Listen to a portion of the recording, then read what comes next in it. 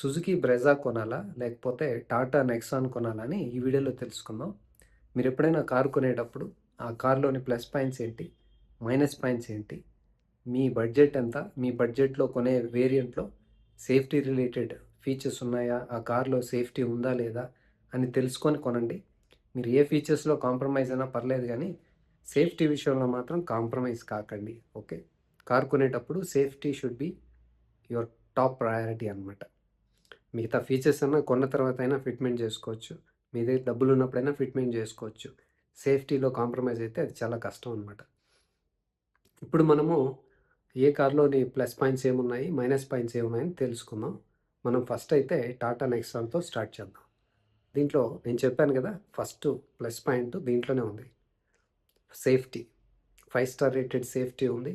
అది ఎక్కడ టెస్ట్ చేసినా గ్లోబల్ ఎన్‌క్యాప్ అయినా గానీ, భారత్ ఎన్‌క్యాప్ అయినా గానీ 5 స్టార్స్ వస్తాయి వీళ్ళకి, టాటా వాళ్ళకి.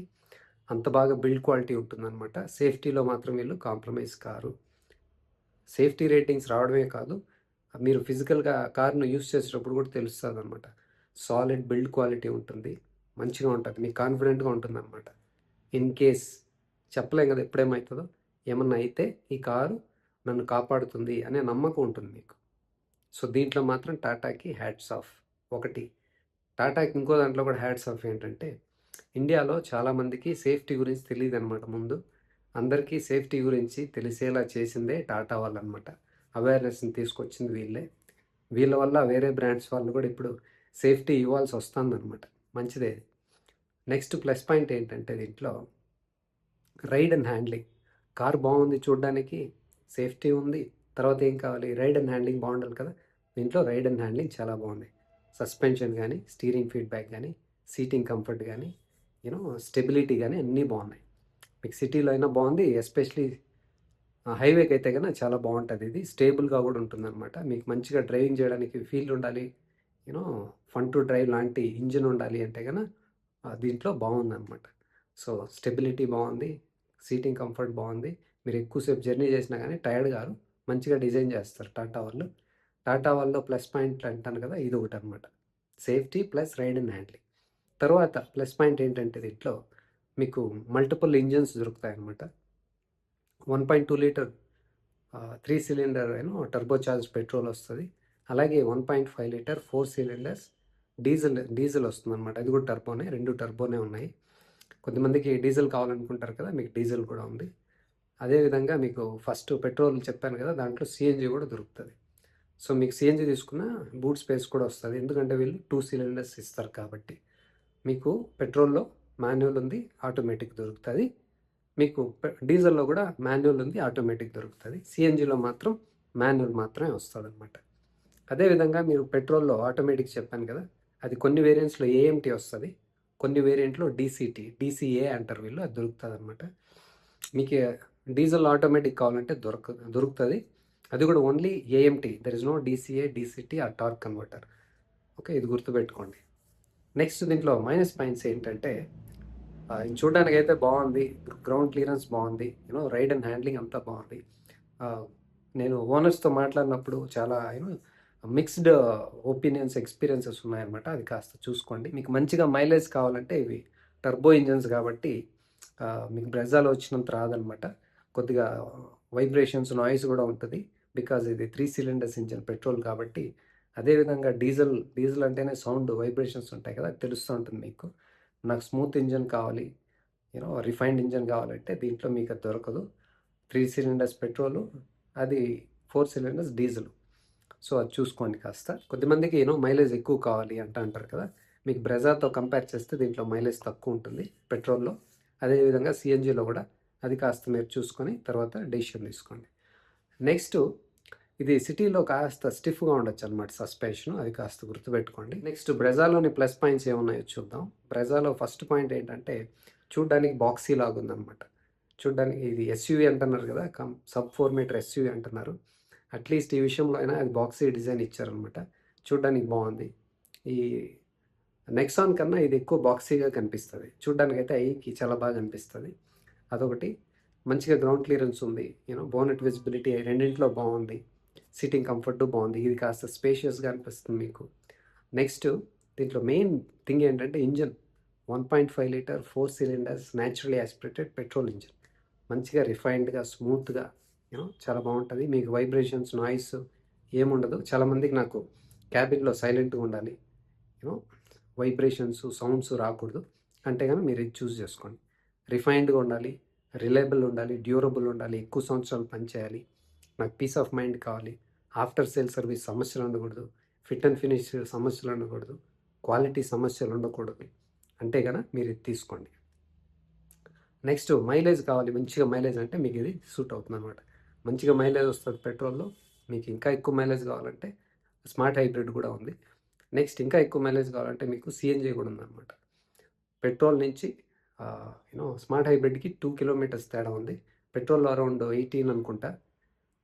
నెక్స్ట్ అదే స్మార్ట్ హైబ్రిడ్లో అరౌండ్ 20 వస్తుంది. సో చూసుకోండి, ఒక 2 కిలోమీటర్స్ డిఫరెన్స్ ఉంది పెట్రోల్కి స్మార్ట్ హైబ్రిడ్కి. It is not strong hybrid, just 2 kilometres difference ఉంటుంది. సో మీరు పెట్టే ఎక్స్ట్రా డబ్బుకి అది వర్తా లేదా చూసుకొని తీసుకోండి. పెట్రోల్లో హైబ్రిడ్ అండ్ దెన్ సిఎన్జికి వెళ్తే మీకు ఒక ట్యాంక్ వస్తుంది అనమాట. సో బూట్ స్పేస్ కాస్త కాంప్రమైజ్ కావాల్సి వస్తుంది. మీరు ఫిల్ చేసుకునేటప్పుడు కూడా ఎక్కువసేపు టైం పడుతుంది. మీరు ఫిల్ చేసేటప్పుడు కార్లో ఎవరు ఉండకూడదు, దిగేయాల్సి వస్తుంది. అది కాస్త చూసుకొని మళ్ళీ ప్లాన్ చేసుకొని కొనండి. నెక్స్ట్ ప్లస్ పాయింట్స్ ఏంటంటే దీంట్లో మైలేజ్, సర్వీస్ కాస్ట్ తక్కువ ఉంది. స్పేర్ పార్ట్స్ అవైలబిలిటీ సమస్య ఉండదు, సర్వీస్ సెంటర్ల సమస్య ఉండదు, కాస్ట్ కూడా తక్కువ ఉంటుంది. Service cost, spare parts cost రిలయబుల్గా ఉంటాయి, ఎక్కువ సంవత్సరాలు పనిచేస్తాయి. ఇప్పుడు కారు కొని నాకు చాలా సంవత్సరాలు వాడాలనుకుంటున్నానంటే కొనుక్కోవచ్చు దీన్ని. నెక్స్ట్ రీసేల్ వాల్యూ కూడా బాగుంటుంది అనమాట. కొద్దిమంది కారు కొనే ముందే ఈ కార్ను నేను రీసేల్ చేస్తే డబ్బులు బాగా వస్తాయి లేదని చూస్తుంటారు. దీంట్లో మంచిగా రీసేల్ కూడా ఉందన్నమాట. సో ఇది అండి, మీకు నాకు సేఫ్టీలో కాంప్రమైజ్ కాకూడదు అంటే నెక్సాన్. నాకు సేఫ్టీ ఉండాలి, రిలయబిలిటీ ఉండాలి అంటే కన్నా బ్రెజా. దీంట్లో కూడా 4 స్టార్ ఉంది, దాంట్లో 5 స్టారు, బ్రెజాలో 4 స్టార్. నెక్స్ట్ నాకు మంచిగా రైడ్ అండ్ హ్యాండ్లింగ్ స్టెబిలిటీ కావాలంటే నెక్సాన్. దీంట్లో బ్రెజాలో కూడా రైడ్ అండ్ హ్యాండ్లింగ్ బాగుంది, కానీ బ్రెజా అయితే సిటీకి బాగుంటుంది, నెక్సాన్ అయితే హైవేకి స్టేబుల్గా అనిపిస్తుంది. ఇది కూడా హైవేకి బాగుంటుంది కానీ అక్కడ నెక్సాన్ విన్ అవుతుంది అనమాట. ఓకే, నెక్స్ట్ మైలేజ్ విషయంలో నెక్సాన్ కన్నా బ్రెజా విన్ అవుతుంది అనమాట. నాకు మంచి మైలేజ్ కావాలంటే బ్రెజా తీసుకోండి. ఆఫ్టర్ సేల్ సర్వీస్ బాగుండాలి, పీస్ ఆఫ్ మైండ్ ఉండాలంటే బ్రెజాలో బాగుంటుంది. సర్వీస్ సెంటర్లు ఎక్కడైనా ఉన్నాయి, ఎక్కువ చోటు ఉన్నాయి, సర్వీస్ కాస్ట్ కూడా తక్కువ ఉంటుంది. సో అది అనమాట. మీరు దేనికి కూడా మంచిగా మల్టిపుల్ టైమ్స్ టెస్ట్ డ్రైవ్ చేయండి. నేను చెప్పాను కదా, ఫస్ట్ మీకు టెస్ట్ డ్రైవ్ చేస్తే అర్థమవుతుంది మీకు ఏ ఇంజిన్ సెట్ అవుతుంది, ఏ కార్ సెట్ అవుతుంది. ఇప్పుడు ప్రైస్ డీటెయిల్స్ చూద్దాం ఒకసారి. నెక్సాన్ పెట్రోల్ మాన్యువల్లో స్టార్టింగ్ ప్రైస్ వచ్చేసి 7,32,000 ఉందన్నమాట, around that. Next automatic 8,79,000 close to. Okay, AMT ఇది. అదే మీకు డీసీటీ కావాలంటే 12,35,000 ఉందన్నమాట. Okay, around that price. అదే మీరు డీజిల్లో ఆటోమేటిక్ చూస్తే, మాన్యువల్ చూస్తే స్టార్టింగ్ ప్రైజు 9 lakhs, 9 lakhs ఉందన్నమాట, 9,01,000. అదే మీరు ఆటోమేటిక్ చూస్తే 10,54,000 ఉంది. ఇవి ఏఎంటీ మాత్రం వస్తాయి డీజిల్లో, గుర్తుపెట్టుకోండి. అదే మీకు పెట్రోల్ సిఎన్జిలో చూస్తే కన్నా మాన్యువల్ మాత్రమే ఉంది, 8,24,000, అరౌండ్ 8,24,000 ఉంది. నెక్స్ట్ మనం బ్రెజాలో పెట్రోల్ మాన్యువల్ చూస్తే starting price 8,26,000, around that price. అదే మనము ఆటోమేటిక్ చూస్తే స్టార్టింగ్ ప్రైజు 10,60,000 ఉంది. అదే మనం పెట్రోల్ సిఎన్జి చూస్తే కన్నా starting price 8,26,000, around that price ఉందన్నమాట. సో ఇది అండి, మీకు మంచిగా పవర్ఫుల్గా ఇంజిన్ అనిపించాలి, నాకు టర్బో కావాలి అంటే నెక్సాన్లో ఉంది. మీకు నాకు రిఫైన్డ్ ఇంజిన్ కావాలి, లీనియర్ పవర్ సరిపోతుంది, నాకు సమస్య లేకుండా ఎక్కువ సంవత్సరాలు పనిచేయాలి, ఈ టర్బో కొత్తగా వస్తుంది, నాకు డౌట్ ఉంది, ఇది రిపేర్లు అయితే ఖర్చు ఎక్కువ అవుతుందని చెప్తున్నారు, సో మైలేజ్ తక్కువ వస్తుంది అంటున్నారు, సో నాకు ఇది సెట్ అవుతుందా లేదు తెలియదని కొద్దిమంది కన్ఫ్యూజన్లో ఉంటారు. టర్బో ల్యాగ్ కాస్త ఉంటుంది, అది కొంతమందికి సెట్ అవుతుంది, కొంతమందికి నచ్చదు.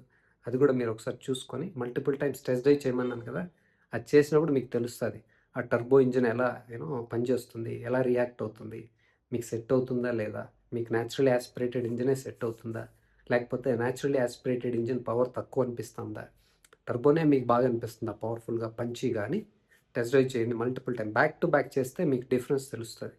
ఒకే రోజు multiple times back to back చేయండి. కొద్దిగా గ్యాప్ ఇచ్చి చేస్తే మీకు డిఫరెన్స్ తెలియదు అనమాట. సో మీరు దేనికి మల్టిపుల్ టైమ్స్ ఫుల్ లోడ్తో టెస్ట్ డ్రైవ్ చేసి తర్వాతే ఫైనల్ డెసిషన్ తీసుకోండి.